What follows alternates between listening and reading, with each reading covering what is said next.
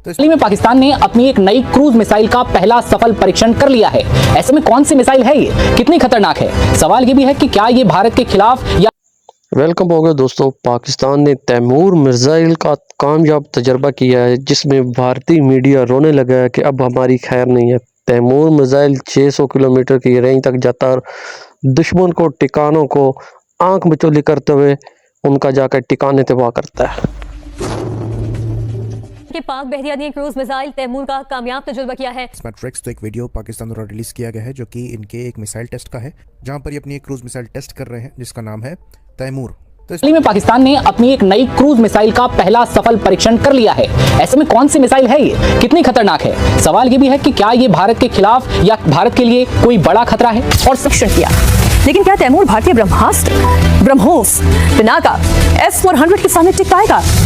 पाकिस्तान में भारतीय सेना के खौफ की ये सबसे बड़ी मिसाल है। भारतीय फौज के डर से पाकिस्तान ने तैमूर मिसाइल का फ्लाइट टेस्ट किया है। पाकिस्तान ने अपनी ताकत काफी ज्यादा बढ़ा ली है, कई कामयाबी उसको मिली है।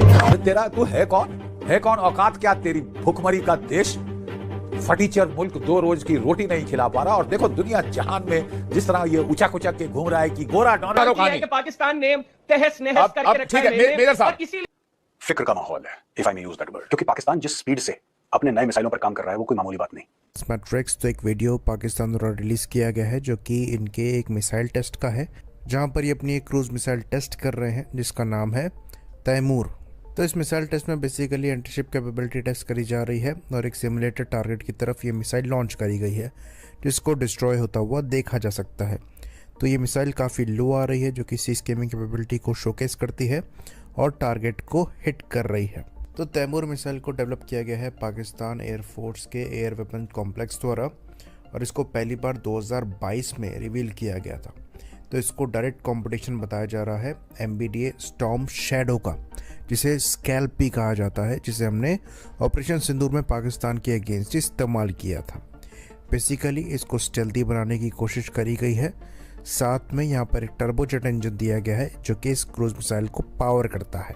तो ऑन पेपर जो स्पेसिफिकेशन है ये काफ़ी सॉलिड है। मैक्सिमम रेंज यहाँ पर 600 किलोमीटर्स की बताई जाती है, जो कि एक तरीके से स्टॉर्म शैडो या स्कैल्प की मैक्स रेंज को मैच करती है।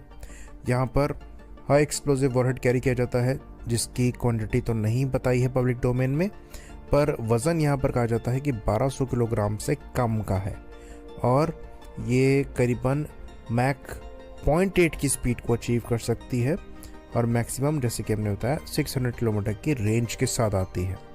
तो कहा जाता है कि ये मूविंग और स्टेशनरी दोनों टारगेट्स को हिट करने में सक्षम है। बाकी ऑनबोर्ड सेंसर्स के बारे में भी पब्लिक डोमेन में जानकारी नहीं है। तो लाइकली यहाँ पर जो मिड कोर्स अपडेट है ये सेटनैव के थ्रू है और टर्मिनल गाइडेंस के लिए लाइकली एक रडार होना चाहिए। अगेन इसके बारे में पब्लिक डोमेन में जानकारी नहीं है।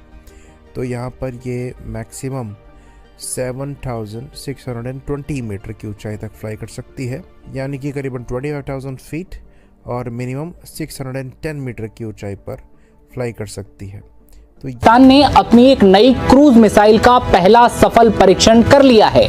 ऐसे में कौन सी मिसाइल है ये, कितनी खतरनाक है? सवाल ये भी है कि क्या ये भारत के खिलाफ या भारत के लिए कोई बड़ा खतरा है? और सबसे अहम, क्या ये मिसाइल भारत के S-400 जैसे मजबूत एयर डिफेंस सिस्टम के सामने टिक पाएगी? भी पाकिस्तानी एयरफोर्स 3 जनवरी को अपनी स्वदेशी विकसित air launched cruise missile Taimur का पहला सफल टेस्ट करती है। पाकिस्तान इसे अपनी ऐतिहासिक उपलब्धि बता रहा है। खास बात यह कि ये टेस्ट ऐसे समय में हुआ है जब भारत अपनी मल्टी लेयर्ड एयर डिफेंस को लगातार मजबूत कर रहा है। ऐसे में सवाल उठा, क्या तैमूर वाकई गेम चेंजर है या फिर ये भारत के S-400 जैसे मजबूत डिफेंस सिस्टम के सामने फुस हो जाएगी? पाकिस्तान की इस मिसाइल की खासियत के बारे में आगे बात करेंगे, लेकिन समझिए पाकिस्तान की रणनीति।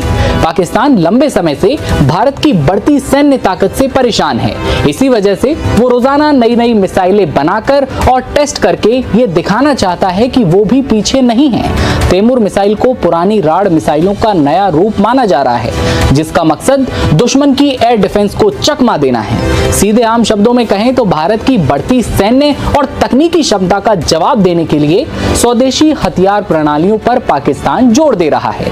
अगला सवाल, भारत के लिए ये मिसाइल कितना बड़ा खतरा है? पाकिस्तान भले ही दावा करे कि तैमूर मिसाइल भारत के S-400 को चुनौती दे सकती है, लेकिन ज्यादातर विशेषज्ञ इससे सहमत कतई नहीं हैं। भारत के पास कई परतों वाला एयर डिफेंस सिस्टम है।